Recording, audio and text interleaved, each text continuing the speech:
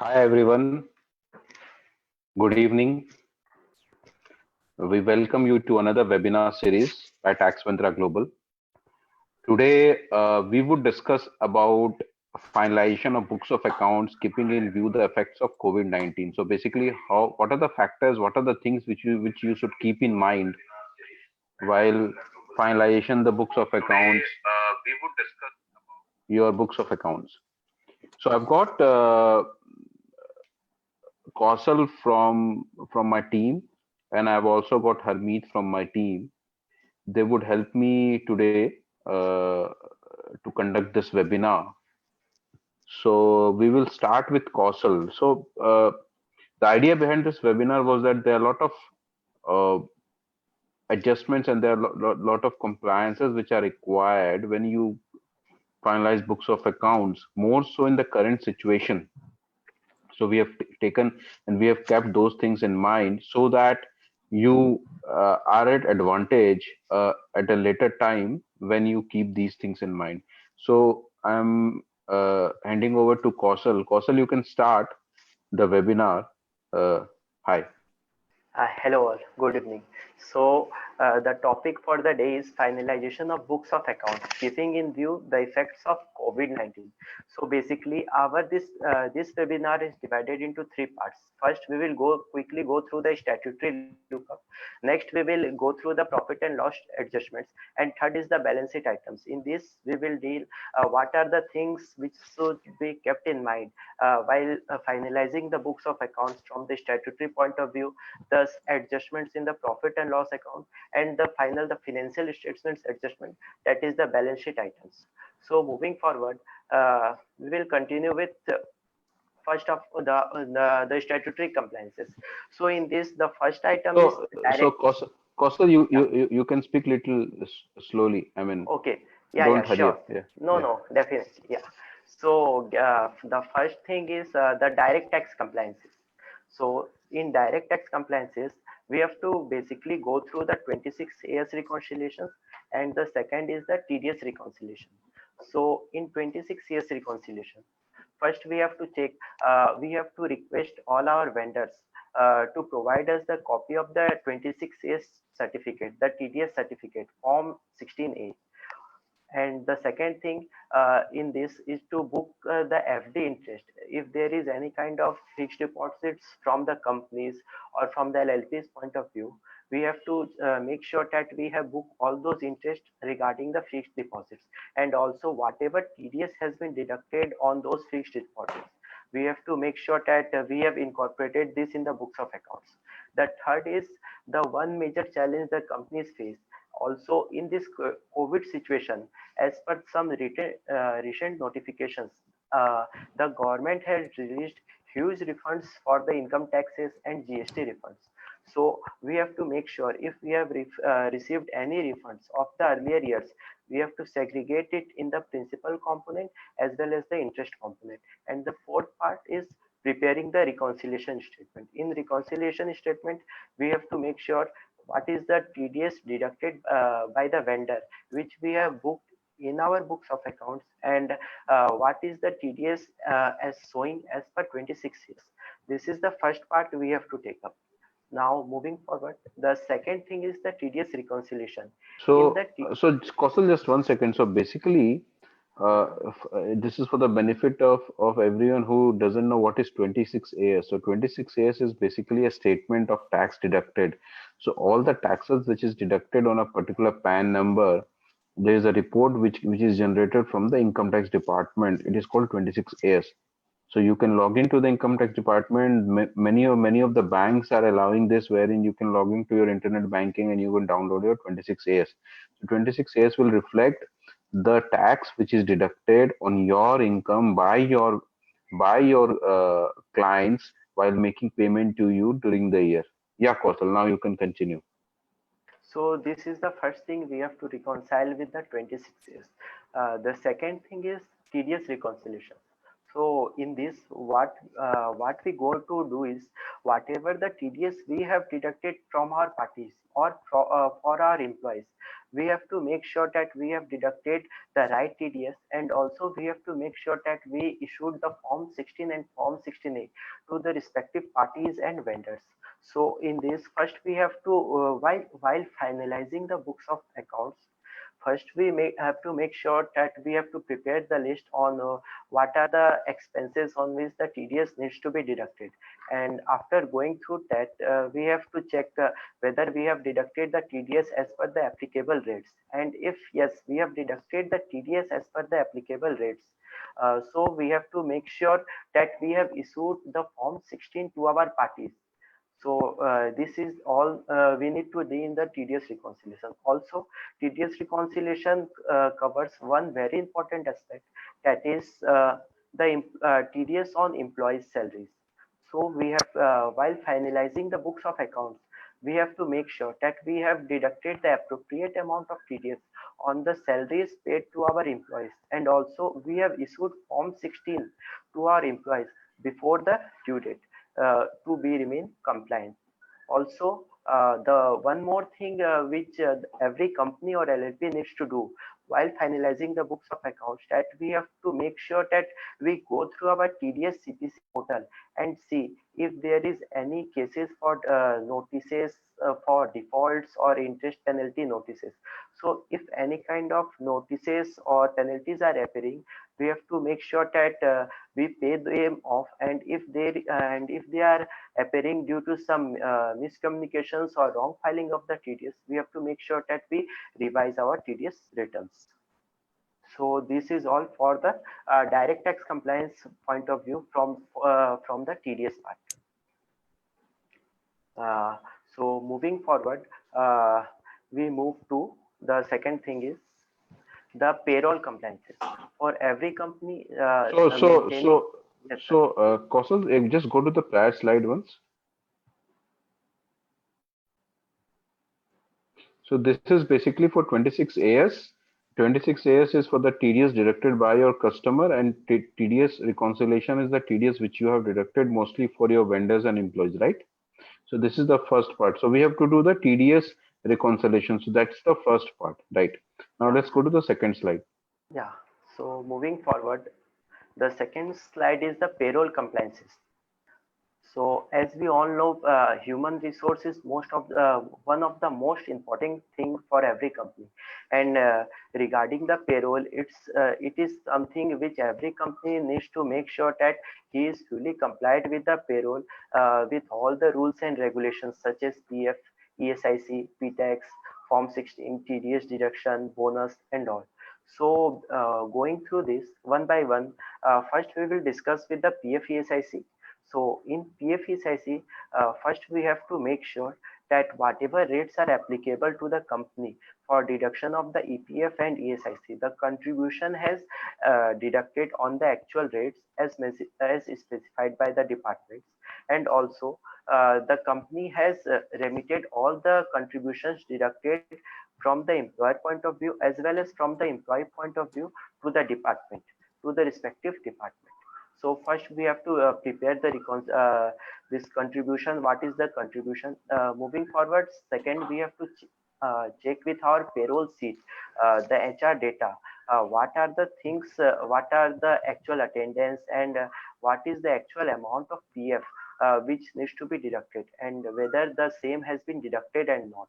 Also, the very important thing which many companies or startups miss out is provision for the March month's contribution. So we have to make sure while finalizing the books of accounts that we have accounted for the contribution of employers as well as employees for the March month, and have made the appropriate provisions for the same. So this is the thing we have to do for the PF and ESIC.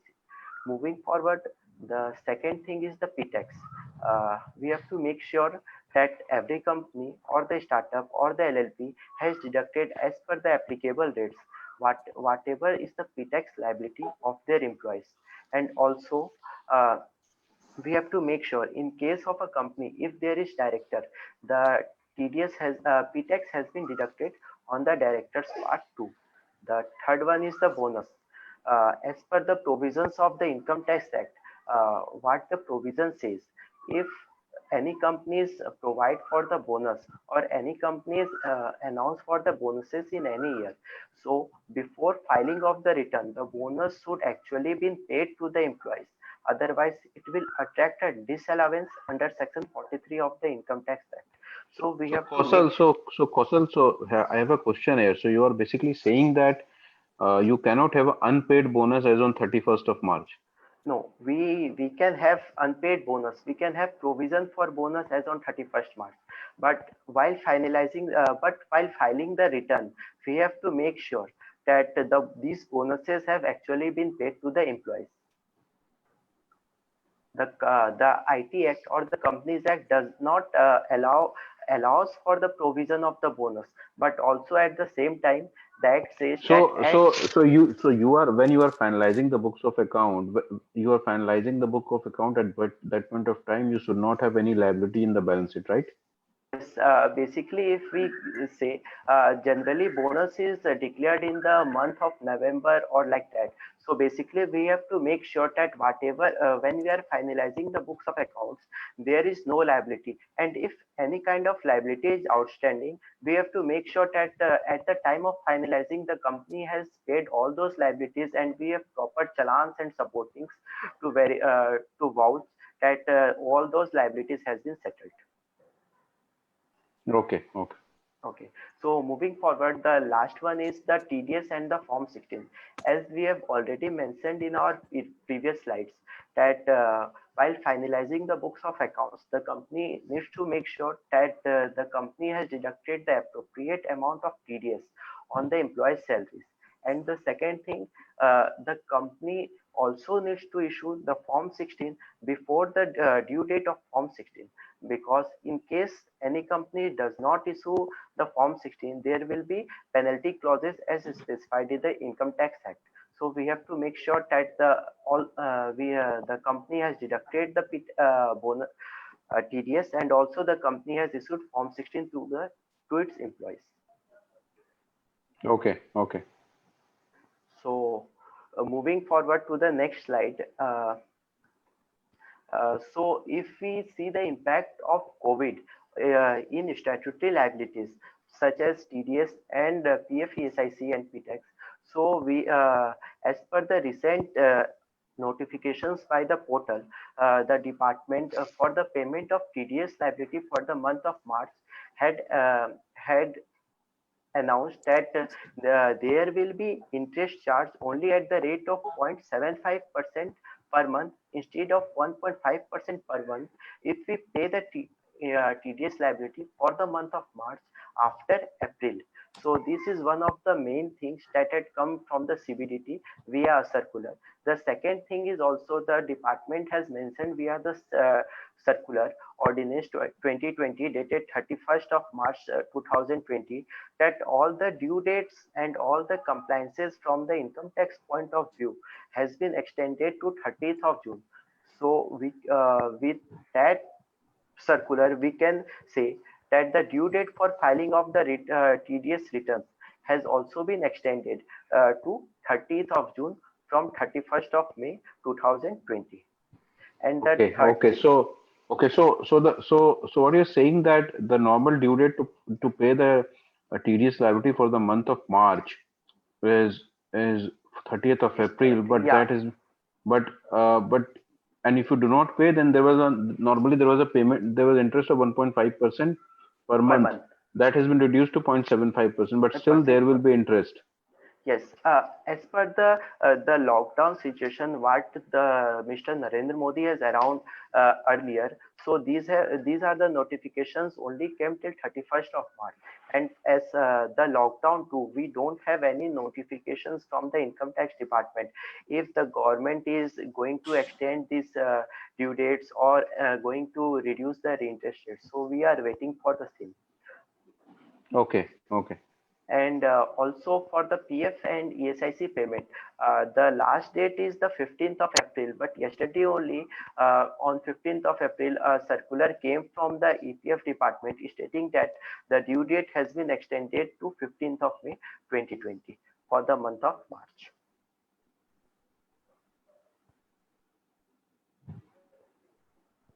So moving forward, the next slide is the GST.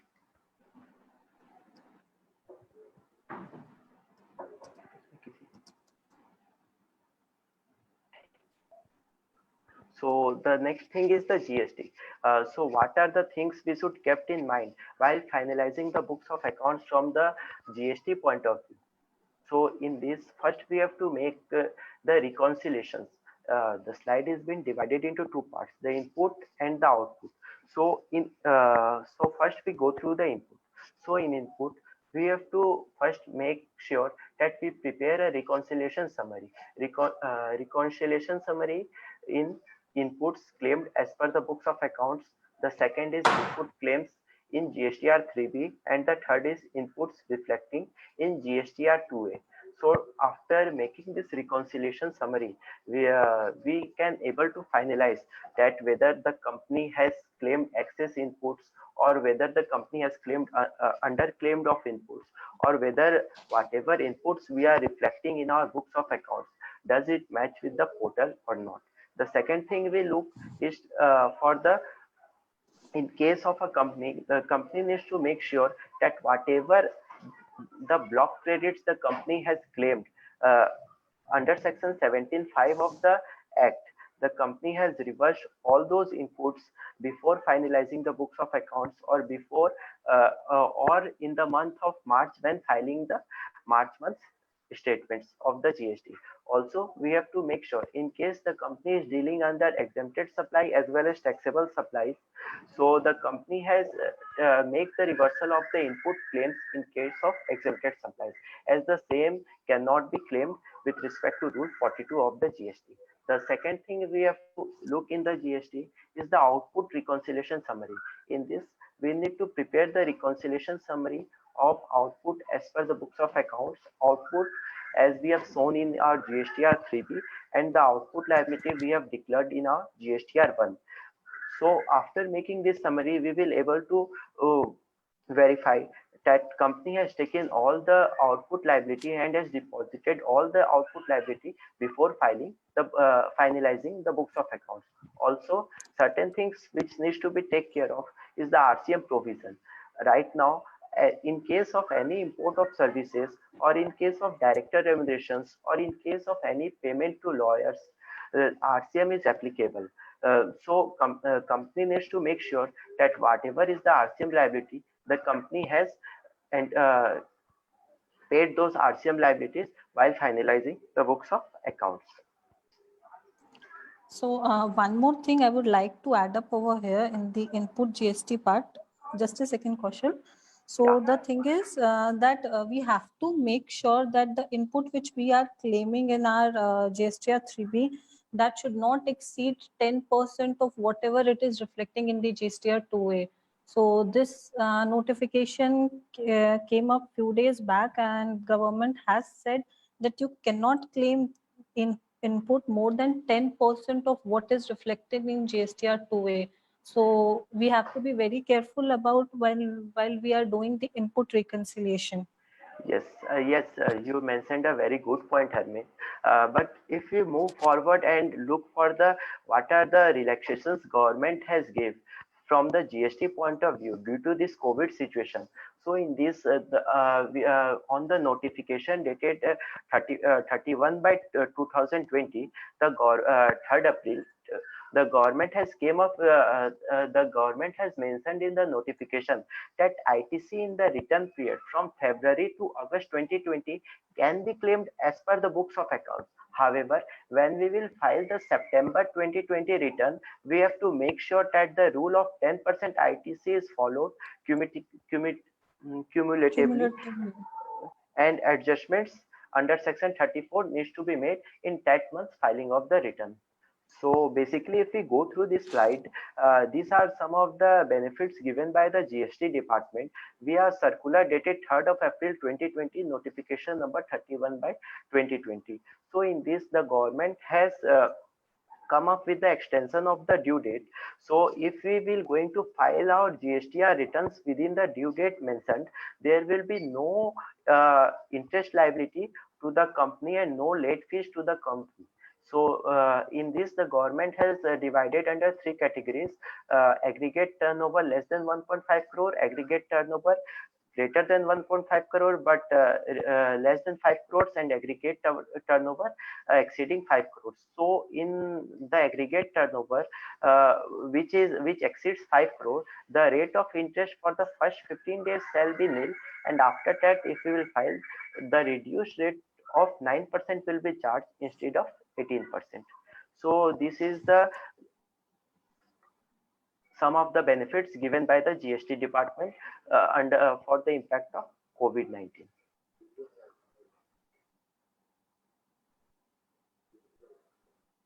What you're saying basically is that government has relaxed due dates for filing of GST and payment of GST, right? Yes. So for the benefit of our attendees, can you just repeat the relaxation which is given by the government? Yeah. The government via notification dated 3rd of April 2020, the notification number 31 by 2020, the government has relaxed the filing of the GST returns. Earlier, we have to file the GST returns within 20th of the next month or 24th of the next month. But however, with this notification, the government has divided the taxpayers in three categories: greater than 1.5 crores, greater than 5 crores, and between 1.5 to 5 crores.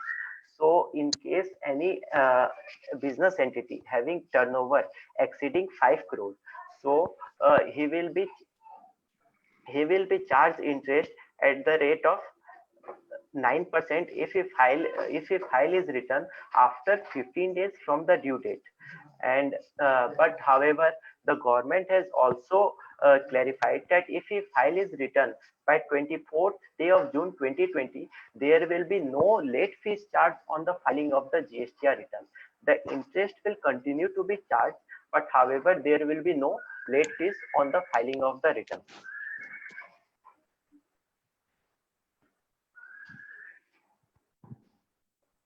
So Yeah. yes, so the late fees for the return filing for the month of Feb, March, and April has been waived off if we file our return till 30th June, basically. Yes, and one more thing I would like to add in this, that for filing of GSTR1, the due date has been extended till 30th of June. There is no penalty and late fees will be charged for filing of the GSTR1. For filing of GSTR3B, after making the payments, the government has relaxed the payment terms. So we can continue to file our GSTR return till 30th of June, and there will be no late fees for filing of the GSTR return. GSTR1.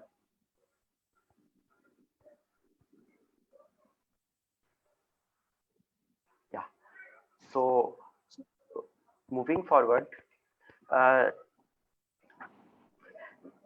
Yeah, Kaushal. Yeah, sir. So moving forward, these are some of the main things we have to take from the statutory point of view. That is the TDS, the GST, the payroll compliances. So our next point is finalizations of books of accounts, the statement of profit and loss, keeping in view the COVID-19. Kaushal, Soren Gandhi is asking that is the due date of filing of GSTR1 for the month of March 2020 under COVID-19 notification as Yes, 24th of June? No, the due date for filing of the GSTR return GSTR1 under the notification has been mentioned in the notification. It is specifically mentioned for GSTR3B, and for the general notification, it is said that the due date has been extended till 30th of June. So 30th of June is the GSTR filing for GSTR1. However, for GSTR3B, the due date is 24th of June. So for GSTR1, the due date is 30th June. Yes, for till 30th June, the GSTR1 can be submitted and there will be no late fees. But however, for GSTR1, the due date for a turnover exceeding 5 crore has been mentioned 24th of June to avail the benefit of nil late fees. Okay, okay. So this is the thing from the statutory point of view. So moving forward, the next is from the uh, profit and loss statement. What are the things which we need to keep in mind while finalizing the books of accounts, and what are the things which we need to check while finalizing the books of accounts from the profit and loss statement point of view? Okay, okay. Yeah. So in this from profit and loss statement, we have divided our slides into two components. First, we will go through the income side, and the second, we will go through the expenses side. And income side, we basically for every company, there are two main sources of income: the revenue from operations, and the second is the other incomes. So first of all, going through revenue from operations. In this, we have to check that first we have to jot down the list of items the company is dealing with. What is the kind of revenue of the company, whether it is taxable or whether it is exempted. The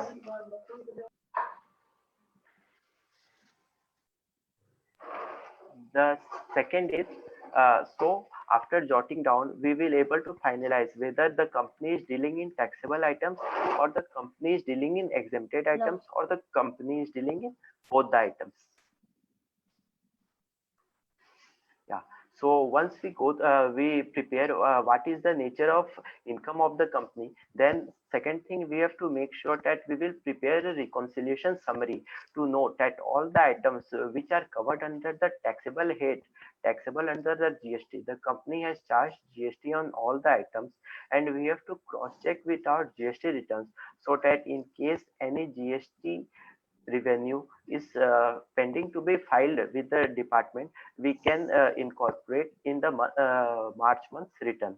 Second thing, we have to make sure in case a company having income from foreign currency, or the company dealing in foreign operations, the company needs to make sure that whatever income he has booked as per the proper rates, as per the rates listed down by the RBI, while booking his income from foreign currency. The third thing, we have to make sure that in case there is the company is dealing in export, the whatever appropriate disclosures need to be made in the GSTR return, or whatever forms needs to be filed for the export of goods or services, the company has complied with the same. Moving forward, the second is the other incomes. So basically, other incomes include interest incomes, refunds, and other kinds of incomes. So we have to make sure that whatever interest or refunds the company has received, uh, the company has bifurcated into principal and interest components, and whatever is the interest component, same has been booked in the statement of profit and loss. Second, we have to make sure that in case there is any kind of investments or FD, the company has booked interest on those uh, investments and FD. Third, we have to make sure that in case the company has booked the interest, we have to also make sure that the company has taken the certificates from the bank, or the uh, with from the department who with whomever the investments has been made, so that we are able to sure that the company has booked the appropriate amount of interest under his other incomes. Also, in case the company is having any kind of refunds, we have to make sure that the net effect of the refund has been given. And last but not the least thing, in case the company has disposed any of its fixed assets, we have to make sure that in case the asset has been sold at a price higher than the cost price, GST has been charged on those assets whenever applicable. So these are some of the things which needs to be kept in mind while finalizing the books of accounts from income point of view.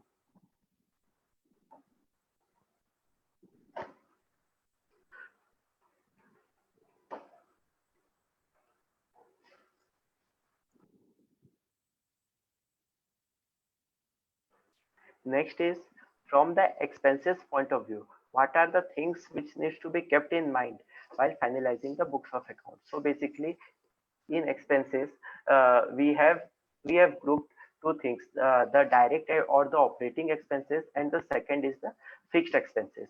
So in direct expenses, we have to make sure that whatever the payroll, as per the payroll, what we have to make sure as per the payroll of the company, what are the salaries they have actually been allocated and bifurcated into various components such as basic, HRA, bonuses, incentives.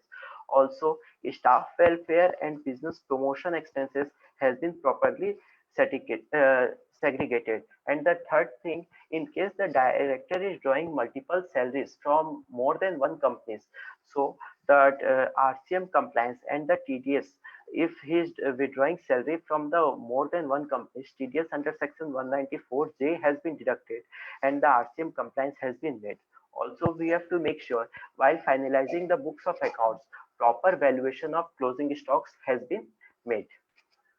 Moving forward, the next is the indirect tax expenses, or what are the fixed expenses which we need to keep in mind when finalizing the books of the accounts. First of all, we have to make sure that the company has made appropriate provisions for the audit fees, and in case TDS is applicable on the same, TDS has been deducted and deposited within the due date. The second thing we have to make sure, in case of recurring expenses such as the utility bill or rentals bills, the company has taken the provisions for the month of March. The third thing we have to make sure that as per the Companies Act, depreciation has been taken into account while finalizing the books of accounts, and the effect of deferred tax, if any, has been given up. Also, in case the company is having pre-incorporation expenses or preliminary expenses, adjustments for the same has been taken. Further, in case the entity is an LLP, the entity needs to make sure that whatever remuneration has been provided to the partners, it is as per the laws prescribed and within the limit prescribed under the Act. Also, we have to make sure, in case there is any diminution in the value of investments or any provisions which needs to be made for our sundry debtors, the company has made respective provisions for the same. Final but not the least, while finalizing the books of accounts and while watching through the statement of profit and loss, we have to make sure we are thoroughly complied with the GST and the TDS provisions of the Act. So moving forward, uh, impact on financial statements under COVID-19 situations. What are the things while finalizing the books of accounts we have to make sure? What are the things which we need to keep in mind? So from the revenue recognition point of view, we have to make sure that in case the entities may have postponed the revenue recognition due to significant uncertainty of collection.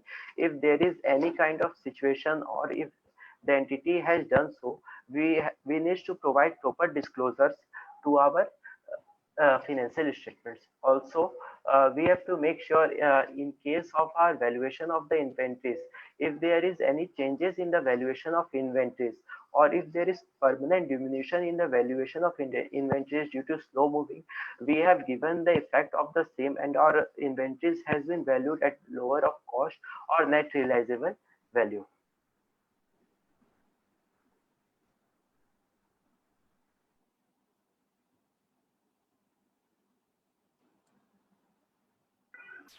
The third thing is, we have to make sure in case any provisions or contingent liabilities needs to be booked due to this COVID situation, the company has taken into account those provisions and the contingent assets or liabilities which to be made.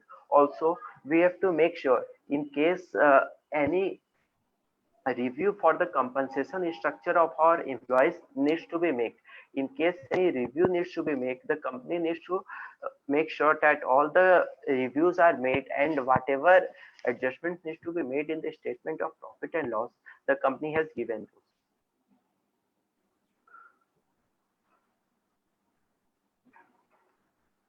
So this is from the statement of profit and loss point of view.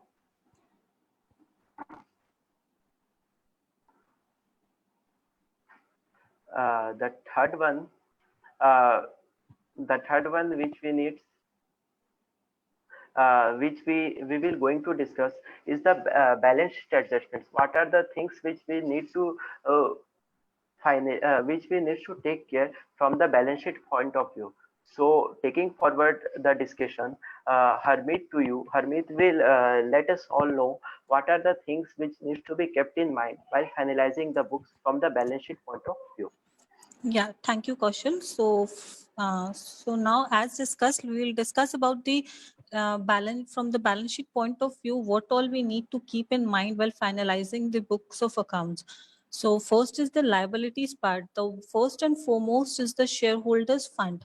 So it's very necessary that we always cross check with the ROC that is there any change in the capital structure or not. Sometimes there are internal share transfers which needs to be reported, or there is any adjustment to any reserves or securities premium that shall be disclosed. So while finalizing the books of accounts, we should cross check with the ROC whether there has been change in any of the shareholders fund or not. So this is the first part. And then moving forward, the non-current liabilities. In the non-current liabilities, we need to check the, like, if we have any loans, we have to make sure that there has been proper repayments, and accordingly the principal and the interest part in case of loan has been properly segregated and accordingly shown in the financials. So this is and this is very important that we segregate the interest and what is outstanding as on 31st March 31st March is accordingly appropriately reported in the books of accounts. Then moving forward is the current liabilities. Current liabilities, we have to make sure, like, if there are any duties and taxes outstanding. So for the generally the duties and taxes outstanding shall be for the month of March, and accordingly that needs to be paid off either by April or within the due date, whatever is the due date. Like as of now, the due date for EPF has been extended till 15th of May. So accordingly, we have to cross check like what is outstanding is accordingly for the month of March, like, and accordingly the same have been paid or not. In case of sundry creditors, we need to get a confirmation from our creditors, like this is the amount outstanding. So accordingly the balance the balance that is reflecting in our books and accordingly in their books, that shall be the same. And also we need to make a provision for the current tax, that is our income tax payable. So for the current tax, provision has to be made. And also if there is any deferred tax, we need to create the deferred tax accordingly also has to be provision for that, also has to be created. So, and also at times we miss to create a provision for the audit fees. So we also need to check that proper provisions wherever required, like for audit fees or current tax or deferred tax, that has been accordingly accounted in the books of accounts. And proper disclosures need to be made for example, like if any expenses are outstanding. So proper like if we are paying rent, so accordingly if any rent is outstanding for the month of March, so that shall be properly reported in the books of accounts. So from the liabilities point of view, these all are the things which we need to keep in mind. Next is the assets. In the assets, firstly the fixed assets. So we have to check whether there has been a proper if there is a proper capital expenditure and that has been accordingly booked in the books of account in the as a capital expenditure. Accordingly, proper depreciation has been provided or not as per the Companies Act. Like the companies the companies who are finalizing their books of account, they need to provide depreciation as per the Companies Act in the books of accounts, and accordingly while computing taxes they need to follow IT Act. So accordingly there is a deferred tax. So accordingly we have to check that proper rates which have been prescribed in the Companies Act for the companies, they have taken the same into consideration. And for LLPs and the partnership firm, they need to book depreciation as per the IT Act. So accordingly they have provided the depreciation as per the IT Act. And moving forward, we have to, moving forward is the non-current investments. So we have to always classify the investments into current and non-current, and accordingly we have to check that whether proper classification has been done or not, and a proper classification has been done or not, and they are valued accordingly. Then moving forward, loans and advances and the current assets. So firstly, firstly we have to check for loans and advances, like if there are any interest that needs to be booked, there shall not be any negative cash balance during the year. So we have to make sure that the cash ledger which is there, that there are no negative cash balance. For bank balances, we have to make sure that the bank balances are as per the bank statements provided, or if they are not as per the bank statements, then we have to make a proper BRS stating why there is a difference between the two. So we have to make sure that proper bank balances are reflected in the books of accounts. In case of sundry debtors, again we need to get a confirmation from our debtors that we need to get a confirmation from our debtors stating that this is the balance which is outstanding in their books, and accordingly the same is reflected in our books. Then the next part is the input credit. Some of input credit in GST. So many must be having input credit in the GST. So we need to make sure that whatever balance is reflecting in our ECL, that is electronic credit ledger in the GST portal, accordingly the same is reflected in our books of accounts. And in case if any of the company has applied for refund, in case any of the company has applied for the refund in the GST, so accordingly the GST input balance will be reduced. It will be reduced and accordingly shown in the books of accounts. So these are some of the important points which needs to be kept in mind while finalizing the books of accounts.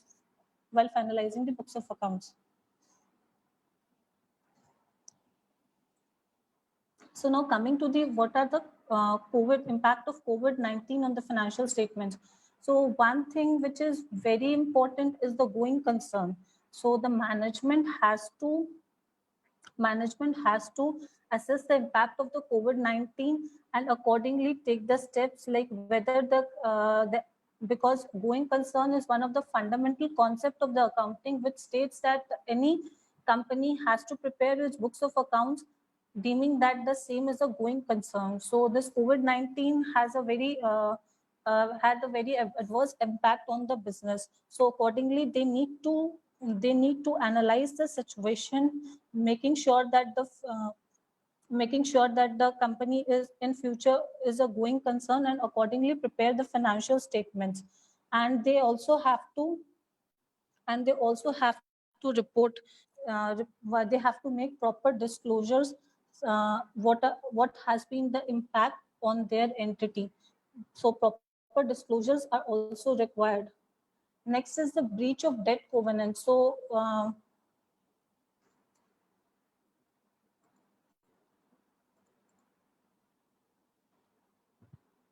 Yeah. so due So to yes, continue. yeah, Krishna. So due to COVID-19, there may be many instances of breach of loan covenants, which may trigger the liability which we need to pay, and accordingly, which is current liability and which is not the current liability. So we have to make sure that proper the liability has accordingly been defined as current or non-current and accordingly provided in the books of accounts.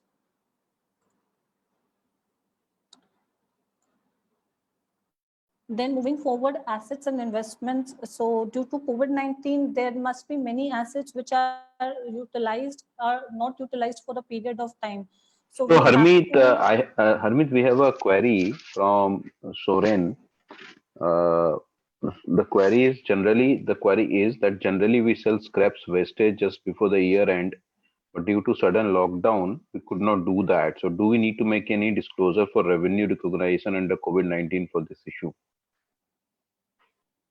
Yes, for in this situation, we have to like proper disclosures are required. Like in what scenario you could not sell your in what scenario you could not sell your scrap. So this disclosure has to be made in the while preparing the financial statements. And this will stay in your part of the stock as the scrap, and you can sell it in the next year. Next year, yeah. Yes, sir. For this, as per the prudence concept of the account, whatever anticipated losses the company can book, but however, whatever anticipated profits the company is deeming, so companies should not anticipate those profits, and those profits should be recognized only when it is realized. So, moving forward with this prudence concept, whatever stock, whatever the scrap is standing in their books of accounts, it should ideally be taken into only stock, and should not, and a proper disclosure needs to be made that due to the situations the company not able to sell and it is standing in the stock. Agreed, Kaushal.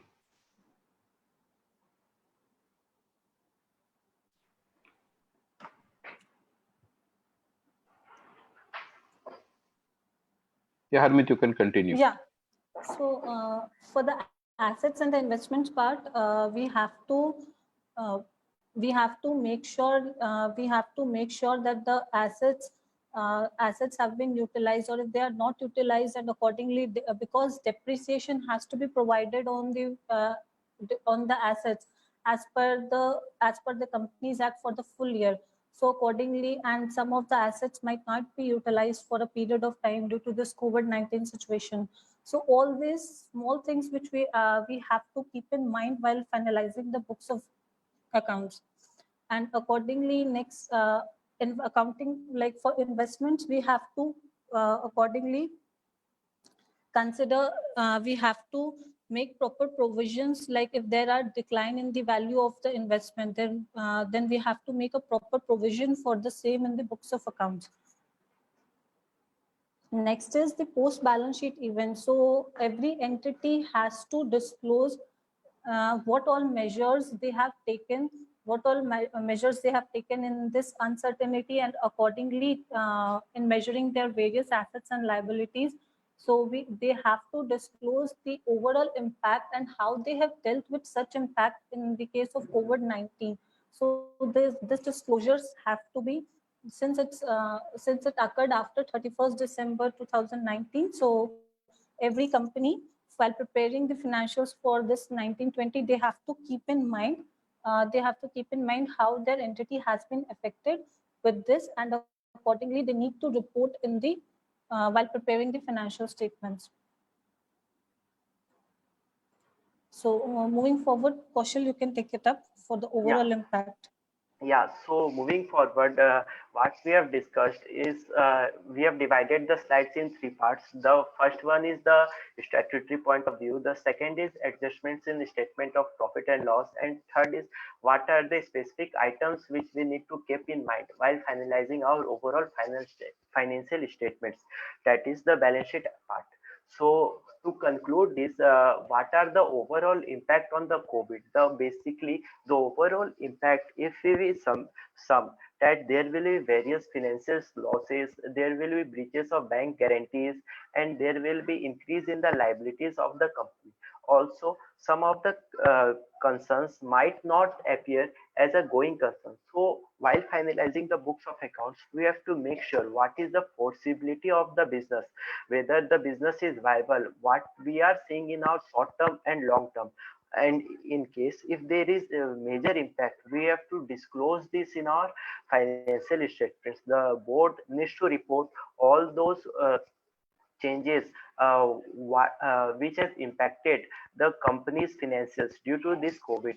So all those things needs to be specifically mentioned in our report, such as the breaches or losses any company has made, or if there is any breach in the bank covenants, or uh, how our borrowings power has degraded, or what is the material changes in the valuation of the inventory, or if there is any classification of loan from performing to non-performing, or is there any financial liability which needs to be moved from non-current to current. So all these situations the company needs to make sure while finalizing the books of accounts.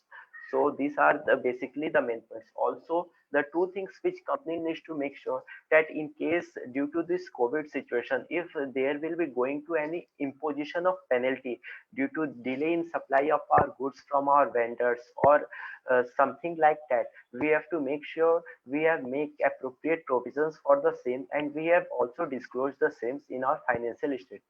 Last but not the least, the incentive given by the government, that whatever there will be expenses relating to COVID, or whatever the company is giving donations to PM Cares, that can be regarded as donation and can be claimed as deduction. So in case any company is providing any kind of donations or incurring any kind of expenditure which is covered under the COVID, and so company can claim the deductions under the CSR policy of the company, and can mention those items in their financial statements.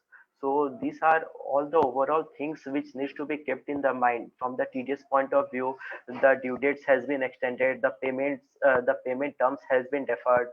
From the GST point of view, the liabilities can be paid up to 30th June. And from finalizing the profit and loss statement, whatever provisions needs to be made in the statement of profit and loss, in the balance sheet items, such as whatever permanent diminution in the value of assets is there. So any investments or permanent diminution in the value of stocks, the same needs to be taken care of. So these are basically the main points which needs to be taken care of while finalizing the books of accounts. So that's all. If you are having query, we are available at www.taxmantra.com.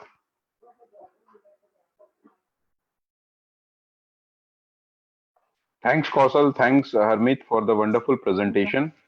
Thank you, everyone, for joining. And if you have any queries, you can ask. You can send us a query also. I will also share my email ID if you need any help. We are live on Facebook also. So if you have any query, you can ask there also. It has been a very comprehensive presentation by Harmeet and Kausal on factors to keep in mind while doing the finalization of books of accounts. And we will come back again with more information on Monday at 1 p.m. Akash, you can send me an email, and we will be more than happy to help you. On Monday at 1 p.m. we are doing a webinar with our Singapore partner Kineet, wherein he is coming on board and is discussing what Singapore is offering to global entrepreneurs in the current situation of COVID-19. So that will be very interesting, because Singapore as a country is very, very dynamic. They have brought in a lot of help measures for businesses. For instance, for all the businesses, Singapore is giving 70% of the payroll cost directly to the employees. For the month of April, they have given. And for the next 8 months, they are giving from 25 to 75% of the payroll cost. So we will include most of the things as far as Singapore as a country is concerned. So please join us on Monday at 1 p.m. We will have something for tomorrow and after tomorrow also. So that also we will communicate to you on the email. Thanks again for joining. Stay safe. Take care of yourself, your family, and your community. And bye till we join again. Thanks, Kausal, Harmeet, once again. Thank you, sir. Thank you a lot.